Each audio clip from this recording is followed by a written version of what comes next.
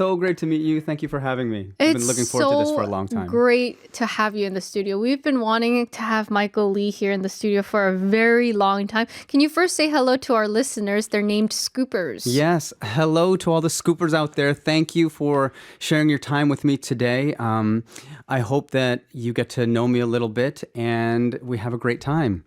Yeah. And we have some live music prepared for you, so stay tuned. How have you been doing lately? It's not an easy time right now. It's not an easy time, but you know what? I'm very much a homebody. I like staying at home. I like working. I do a lot of reading and writing. So being sort of confined in my home space hasn't been the worst thing in the world for me. It's been a difficult time in the world entire, of course. And so my sympathies are with the entire world and our country here now and my home country of the United States. But, you know, it seems like things are getting better. So, you know. Yeah, let's talk about the social issues in just a little bit. I do want to talk about it and I want to hear your opinion about it. But you recently garnered a lot of attention in Japan for a special project. Would you mind introducing this event? Yeah, I recently, at the beginning of this year, was part of the Theater Orb's New Year's musical concert. Generally, this concert is reserved for international artists from all around the world. They bring some of the most fantastic artists from Broadway and the West End and even other countries to come and celebrate, bring in the new year.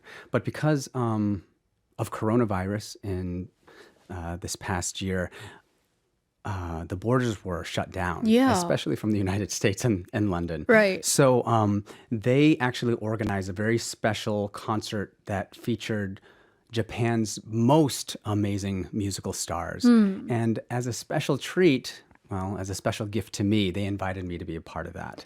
So it was really, you know, for a long time I'd wanted to go to Japan. I'd never performed in Japan before. And it never seemed right. It was never quite the right project. But this was an opportunity I really, really needed to jump on.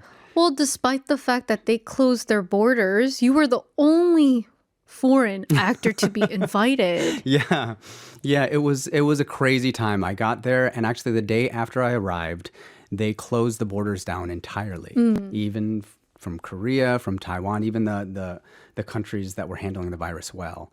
And so it just seemed like destiny that I was supposed to be there. It was such great luck for me. We were worried that even the concert wouldn't go on as planned, but it did, and it was amazing. I got to perform with these incredible performers in Japan. So yeah.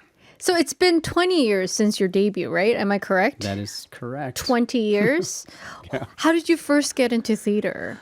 I was actually introduced to the theater as a young boy. Like many Korean Americans, I played the piano and violin since I could walk and talk.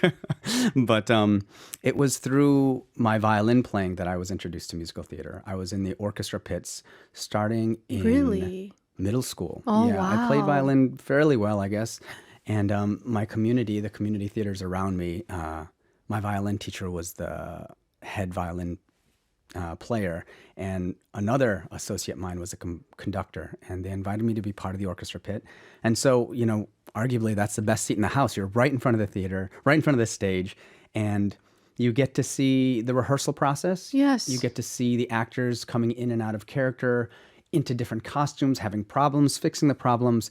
And, you know, from that first moment I was in the orchestra pit looking back, I was bitten by the bug. I really felt like it was a world I wanted to be a part of in some way, shape, or form. So you didn't want to be in the orchestra pit. You wanted to be up on stage. Totally. When did you have that magical moment where you decided this? Well, you know, my mother and father were really great supporters of the arts. So they got my siblings and I, my older brother and my older sister, involved in the arts in many different ways. So we all played various instruments, but they also put us into theater workshop classes. So from a young age, I was sort of on and off the stage, but starting around, you know, middle school, I just focused on music. But, you know, when I was in my final year of high school, we did a production of Joseph and the Amazing Technicolor Dreamcoat, one of Andrew Lloyd Webber's big hits, and I got cast as a lead. And it was at that point that I thought to myself, maybe if some, you know, magic fell upon me, if I could do this for my life, that would be amazing. But it was never a reality for me. So, I got to school, and I thought that it just wasn't something you could pursue. So I went and I pursued medicine for a little while. You did medicine. I You went to didn't med school? do medicine. I started as a pre-medical student. Okay, I see. I Yeah, see. at And this was Stanford, undergrad. undergrad, totally. And with all the intentions of going to medical school, like my father and my older brother before me. But in that process, I realized that that wasn't quite where my passion was leading me. And so I met, as once you set your mind on something, you meet the right people, and I found some great friends who were great influences on me, and That's awesome. I That's changed the course of super my life. awesome. And your debut project, if I'm correct, was Miss Saigon. Yes, in 1995. 1995. Goodness. Wow. What was it like? Do you remember that stage? To be totally honest with you, I don't remember my first time on stage. I don't remember that first professional moment. And that's really surprising to me. But what I do remember is the rehearsal space. I do remember going into the first rehearsal, and I generally remember first rehearsals for all of my projects. I think because I'm naturally shy and I'm naturally an introvert. And so But you're so not shy with me. you put me totally at ease. I'm totally comfortable with you. Yes. But yeah, I go in, and the magic of that first day of rehearsal, of meeting all the people you're going to be creating something new with, and then anxiety of feeling like, gosh, I really have to live up to the standards that everybody is expecting of me, and I'm expecting of myself. Yeah. And do I really fit in here? Am I really supposed to be here? Did they make a mistake? Yeah. That sort of thing. So the rehearsal space is what I always remember the most. More so than the performances, ironically. Yeah, I feel like a lot of actors here in Korea too, when they go in for the script reading, that's what they remember, you know? Yeah. Also, you made your debut in Korea then in 2006. That is right. So That's way correct. later, way Yeah, later. 11 years after my professional debut. Right, yeah, you were on Broadway and then you came to Korea. Yes. How was that? It was amazing. The opportunity that was given to me then was something I didn't take for granted. At the time, I didn't speak Korean.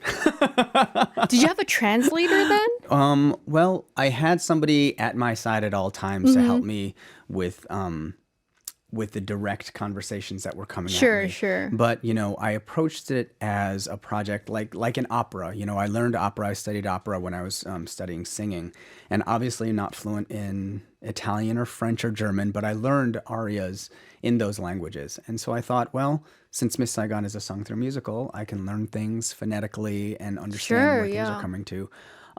But, eventually, the language got easier for me. And I made a point of studying it very, very diligently. Yeah. And so now Korea's home. I'm going through your profile / resume right now. Jesus Christ Superstar, Notre Dame de Paris, The Rocky Horror Show, Rent, and many more. Of these musicals, which would be your favorite? There are so many. Of the ones that you read, or all the ones in my career? Is that the question? No, not of these. All of your career. Now, those that you listed, Rent, Jesus Christ Superstar, Notre Dame de Paris, Miss Saigon, they're all incredible musicals. But to be honest, my favorite musical that I performed was a musical by Jason Robert Brown called The Last 5 Years. It's a two-hander. It's two people, a man and a woman. And you follow their relationship from its inception, from the beginning, from when they fall in love until, unfortunately, 5 years later, when they break up. And the conceit of it is that you see the woman's journey from when they break up at the beginning of the show to when she meets him.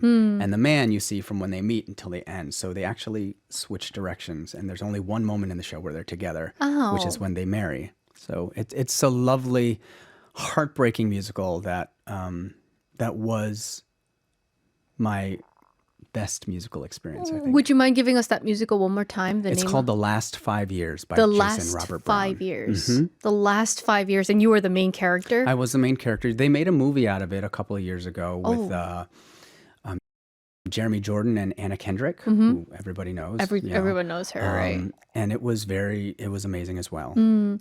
Now, many of your fans and many of our listeners are waiting for this moment, but your live performance on the Scoop, right? Can you Yes. tell us which song you have chosen, first of all, and why? Yes, I've known about this interview for a little while now. So I actually planned, and this song that I chose is called "To Where You Are" by Josh Groban, and it's a beautiful song about remembering those who've gone before us. Yeah. And initially, when I was given the opportunity to sing something, I wanted to sing it in memory of my high school chorus teacher who passed away at the end of last year. Yeah. Was really I haven't really fully come to terms with it, and I'm still trying to find the ways to express how I feel. She was a huge influence in my life, and I wanted to take the opportunity to say thank you by singing the song for her. And then, actually, just last week, my grandmother passed away. Oh, no. And so but she lived a wonderful life, Yeah. 98 years old, and you know, if there's ever a good way to go, old age and after living a good life is something that we can't complain about.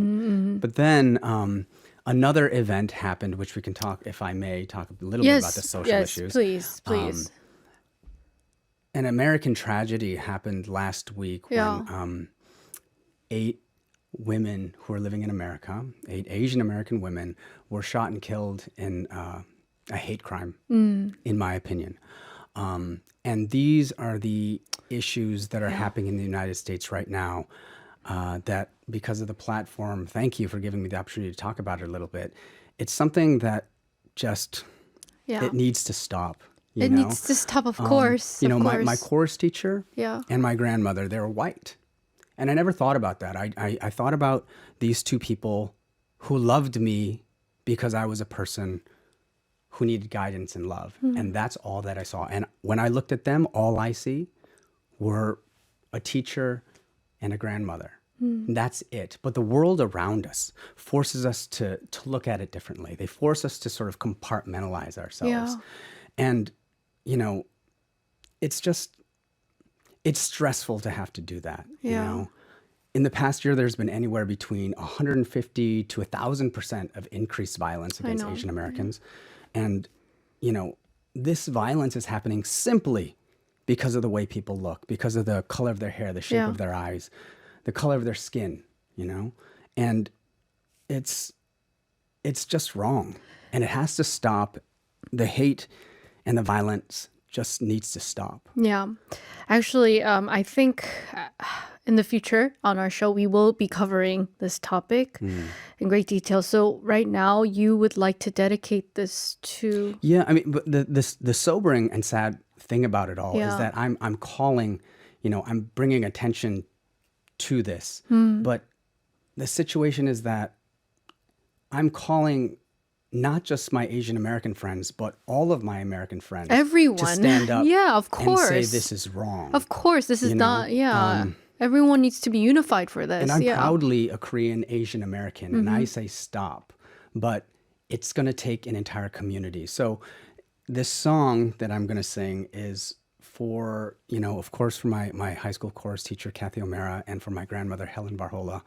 But also, for the 8 women and the countless people Yeah. who have suffered and gone way before their time Yeah. should have been. And it's not fair. It's not fair. And so I hope that this song, if any of their remaining family members can hear it and get comfort, this is for them. Thank you so much. As you get ready to perform Josh Groban, To Yeah. Where You Are, yeah, you can just get there. Yeah, what Michael had said really... It's making me speechless right now. If you are ready, whenever you are ready, we're going to have this live performance. For those of you just tuning in, you can join us on our viewable radio on YouTube, TBS EFM. 유튜브에서 TBS EFM 검색하시면 저희 생방송으로 지금 공연 진행하겠습니다. Josh Groban, To Where You Are.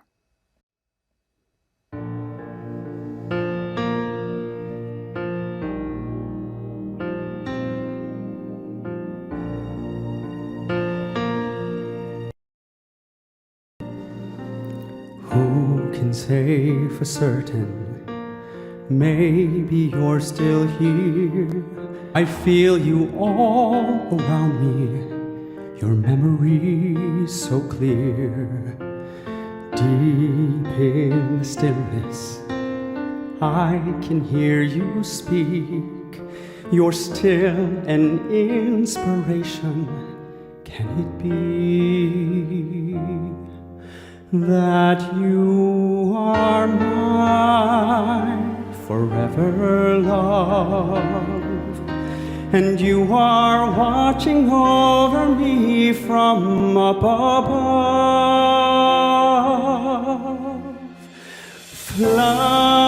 Fly me off to where you are, beyond the distant star.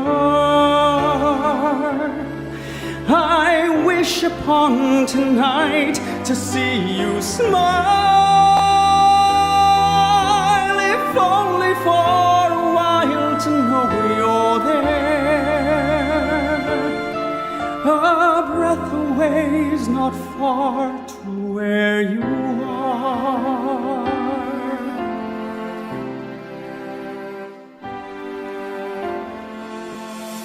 Are you gently sleeping here inside my dream? And is in faith believing all power can be seen? As my heart holds you just one beat away, I cherish all you gave me every day, for you are mine forever love, watching me from above. And I believe that angels breathe, and that love will live on and never leave. Fly me off to where you are, beyond the distant star. I wish upon tonight to see you smile, if only for a while to know you're there. A breath away's not far to where you are.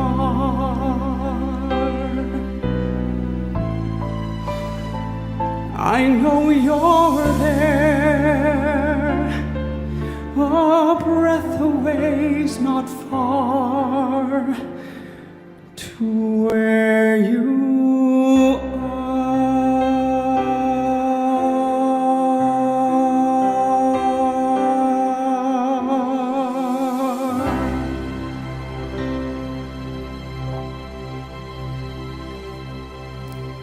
Oh my goodness. You know, you normally when we have guests come on the show, I would just clap and be like, "Whoa, that was wonderful." You know, but that was wonderful. I'm not saying that Thank I'm you. speechless right now. Thank you, Hannah. I'm Thank you s- for I'm letting me spe- talk about that and letting me sing this song. It's such a gift to me to be able to say that to It's- everybody who needs to hear it. So, I feel so emotional right now. I can't even express how I feel right now. I'm like brought into tears.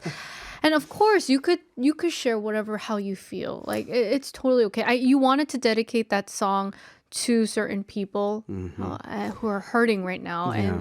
and thank you so much. Once again, we will be talking about it on the scoop in the Sure. near future. But wow, I'm supposed to ask you questions and have this interview going, but that was just so lovely. Like I felt like Thank my you, heart Hannah. like stopped for a little bit. Goodness gracious. Um Wow, a lot of people are saying Jayco says definitely was a hate crime. Korean Americans grow up with all kinds of terrible things in America. Kay Roshi says stop racism. Adrian says, oh wow, and the clapping for you. Lee Young Hee it says 감동 감동. SJ Hughes says, oh heart, just the emoticon heart. Thank you, everybody. Wow. You know, it's so refreshing to hear so many people coming out and, raising their voices, in particular to this issue.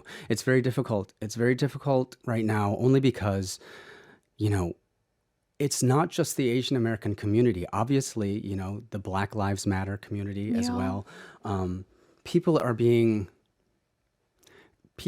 judged um, and acted against simply because they're different. Yeah. And the problem in America is the fact that we're all part of one group. It's Americans. It's Americans against Americans, and therein lay the problem. We're forced to compartmentalize ourselves, like I said before, and that's something that I hope someday goes away. But as of right now, I know. can we say the system's broken and that we need to start somewhere, and the movement and the energy that's happening right now is necessary without a doubt. Absolutely, absolutely. Michael, unfortunately, we are almost out of time. That's what I You thought. said 30 We all- minutes I- just I blew warned you. by. I know. I'm know. a chatty Cathy, No, ladies and no, gentlemen. no. So, I wish yeah. we had you on for longer. But I think a lot of your fans who are on our live streaming right now, they're just wondering if they could see you in upcoming projects in the near future. Yeah, I don't know if there are things that I'm allowed to talk about yet, but I will be performing internationally again, I believe, very soon. I've also been working with a virtual reality company here in Korea, Oh, wow. VRLU. It's an amazing company that produces content with some of Korea's biggest stars, and I'm so lucky to be a part of that because I don't consider myself that. But because of COVID and because of the closed off arenas that theaters and live performance spaces Sure. have become, virtual reality is now something that is being explored. That's a very, very cool and viable option to experience that live experience with. So, I performed a live concert that actually in Japan became the top downloaded content Wow. after I'd performed this Wow. year. So Yay. there, it's still on the KT and the LG platforms, but it's all out there. It's Sure, all out there sure. so I hope to be a part of that. And I see that your song request was Michael Bublé, Save the Last Dance for Me. It is, and this is where we'll get back to the romantic Michael. I want all of you to not forget me and remember that there are dances to be had with each other very soon. Thank you so much for joining us, Michael. Thank you, Thank you Hannah. so much. And Scoopers, we'll see you back at 7 p.m. Here is Save the Last Dance for Me by Michael Bublé. Goodbye, Michael Lee. Goodbye. Save the last dance for me, Hannah.